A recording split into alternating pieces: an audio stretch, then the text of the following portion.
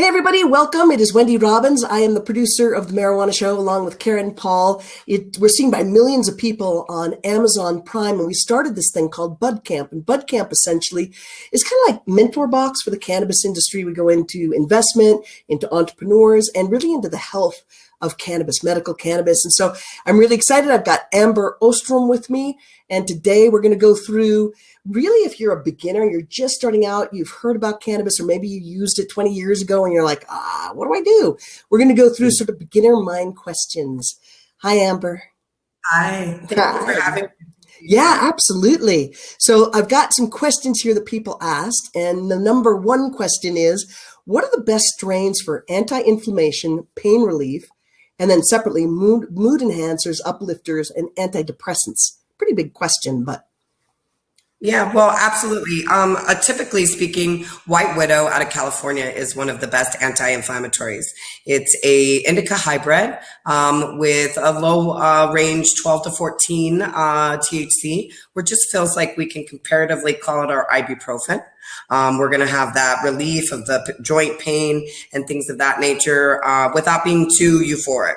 We haven't lost our wherewithal of any kind, considering some of the THC levels that are out there in our new modern medical strains.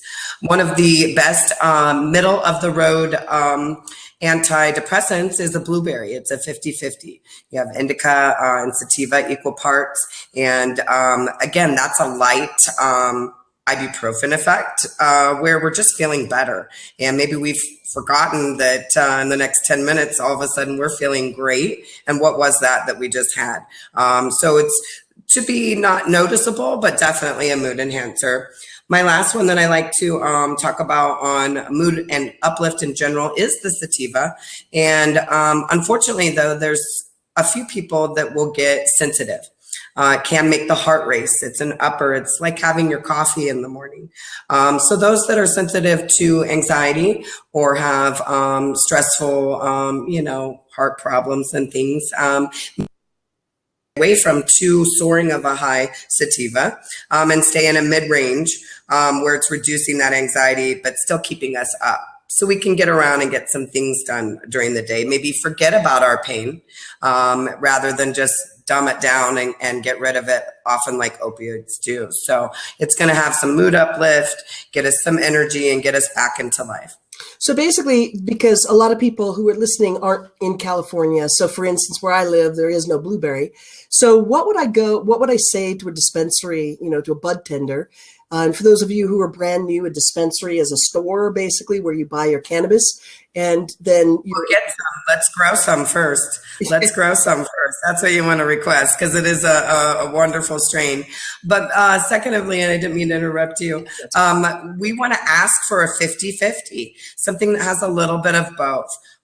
Typically, that anxiety I mentioned comes from higher levels of THC, and we're in a 50-50 range. Then we have less of that loss of euphoria. And it's not loss of euphoria, loss of wherewithal. Mm-hmm. And so that's generally what helps us forget we're in pain, maybe not kill it. But I would definitely be asking for a 50-50. So when we read about strains, we want to find strains that have similar family members. For instance, there is a strain called Berry White. It's going to have some White Widow properties in it, and from also a strain called The White that also has all those anti-inflammatories. So you want to ask for assistance to find mutual effects that are similar in strains they do carry. So basically, I could go in and I could say, look, I want something that's CBD rich. So if I've got inflammation, I would really want that. And then maybe a hybrid so that I'm not too, for me, sometimes I get a little paranoid or uncomfortable if it's too much of a sativa. So I like something that's called a hybrid, a little bit of a both with high CBD for inflammation and things like that. Do you find that that's helpful? I do. Oftentimes, I think people get stuck in using one strain. They forget that they can take a little bit of this and a little bit of that and put it in and use it all together. And now we've had a broader spectrum of coverage of the relief of the ailments. They're used to just buying one. And really, they should be stocking their medicine cabinets like they would from Walgreens. I want one for anti-inflammatory on my shelf. I want one for mood uplift. And maybe I need all of these things covered. We take a pinch from all of them. We can make our custom mix. Yeah, I agree. And then, so that would lead me to another question. How do I use combination therapy to relieve painful symptoms? And how can terpenes help me to pick strains that will best, help me best with my ailments? And the first part of hold on, I might want to explain what terpenes are. And this is just really for people that just are brand new, just exploring what cannabis could maybe do for them. So terpenes are, and forgive me, they're hard to pronounce sometimes, like for lemon is limonene. And in the fruit and citrus area, we're to smell it in this area. Now, terpenes, all of our plants and things, it's like a pheromone. We all have our own scent. And some of us are turned on to the pleasant, flavorful scents, kind of like a bear would in the woods. They can sniff out their non-poisonous food supply, and somehow they know, their nose know that this is a bad plant and I shouldn't have it. The same is when we smell out our medicine. Unfortunately, for those who don't have maybe smell receptors, or they've been damaged, or no taste buds, a lot of our veterans, unfortunately, they have a harder time picking out their medicine. They can't smell what smells robust or woodsy or pine terpenes that might be in their medicine. One of the ways, though, with some really neat training, there are several experts in the field that'll teach us how to smell at the dispensary, even when a medicine is maybe produced bad. Maybe there was some botrytis in it and it's got root rot and there is some moisture content left in the bud. So as we're smelling through, we're going to smell out something that's more appealing to us. And I bet that's going to help pick a good medicine to begin with. You want it to be something that is appealing, whether it's in the pine range, the citrus, or the berry range. I really love the berry smells myself. So that is part of mood uplift and making ourselves feel better. So it becomes a whole entire experience. To the rest of that topic with picking out, using the terpenes and our nose, ultimately, you want to be requesting strains like that and letting your nose kind of guide your way for better enjoyment. There is quite a bit of connoisseur part to consuming medicines and may develop a certain liking to one or the other. Same in the edibles.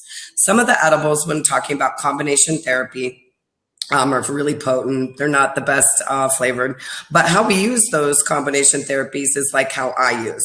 I'm an epileptic and I use edibles at night to control my seizures via sleep. So it is the sleep that prevents the seizures, not necessarily THC, which can be an anti-epileptic. But for me, it regulates how much quality sleep I get that prevents that threshold. So during the day, I use my medicine for relief of other symptoms. Maybe these are anxiety that can lead to loss of sleep that would cause a seizure, or stress, or pain in place of ibuprofen. I've got a backache. I've been on the road all day and driving. That's when I'm going to reach for my anti-inflammatory. So different immediate relief and effects happen when we smoke, where we can long-term gap longer, heavier pain by ingesting. So that'll bridge you through the night and doesn't have the shelf life in the body where it wears off and we're waking up. We can take a higher, more sedative dose at night and use our smoke or tinctures during the day. Got it. So for me, when I smell something that smells piney, I think I'm going to have better focus. And when I have something that smells kind of lemony or citrusy, I feel like I'm going to be more energized. I don't know, and that's basically, terpenes are basically a smell, essentially, and I mean, that's part of it, but it creates more of an experience one way or the other. So when you're there and you're at your dispensary and you're talking to your bud tender and you're smelling it, that's what you might want to think about. The last question, because gosh, this goes fast, is okay. Can you break down a cannabinoid chart in layperson's terms so that patients can understand the function of THC and CBD? And then we might want to explain that THC has a psychoactive effect, which is sort of euphoria, and then a CBD is more balance. You don't necessarily get high from you don't get high from it. That's Yep. Correct. So with our CBDs, I like to tell people that we should have this in our food source. I mean, through prohibition, we've been restricted from using it for a long time. And if we were supplementing and eating things with hemp seed and sources from hemp, we might already have this great mineral in our body. So I think of CBDs as a mineral supplement in my particular case and usage to explain it, because maybe if I'm already feeling good, I'm not going to notice my CBDs are doing nothing. They're maintaining me. I'm feeling okay. However, when somebody's depleted and lacking these, they're not feeling so hot all the time from a gauntlet of side effects. So when they supplement, they noticeably feel the effects and benefits of supplementing with CBD. On a THC chart, there is THCA and THCV. And really, THC is only responsible for doing 5 things. One of those is an anti-proliferative, and anti-proliferative is going to slow cell growth. And that's where we get the idea of it's going to kill all those bad cells that are in our body and get rid of things for us. Also, it's an antispasmodic. So you're getting relief of spasms and, pain associated with muscle spasms from injury. We also have an anoretic. By itself, THC can actually suppress the appetite. Hence why some of us aren't just sitting around overweight and eating Doritos all day. And so then by itself as well, it's also a great bone stimulant. So it helps to repair broken bones, keeps them strong. And lastly is an anti-epileptic. And so in this combination with those wonderful minerals from CBD, we often get euphoric effects. And this is the loss of wherewithal. And unfortunately, science and the charts cannot put loss of wherewithal on a chart. So having said that, we know when we're not in our right or a little loss of wherewithal. And oftentimes we're looking to distract ourselves from our current pain issues and ailments rather than to actually cure them, get rid of them, or dumb them down. So oftentimes I try to set patients' expectations so that they don't go in with a cure-all, and that there is some pain management involved with using the different combination therapies. Yeah, absolutely. It goes so fast. We're already out of time, and I really want to, thank you. And I think that people will get some really good information. And so, love to have you back, and thank you for being with us. Thank you so much, Wendy. Bye, have everybody. a great day.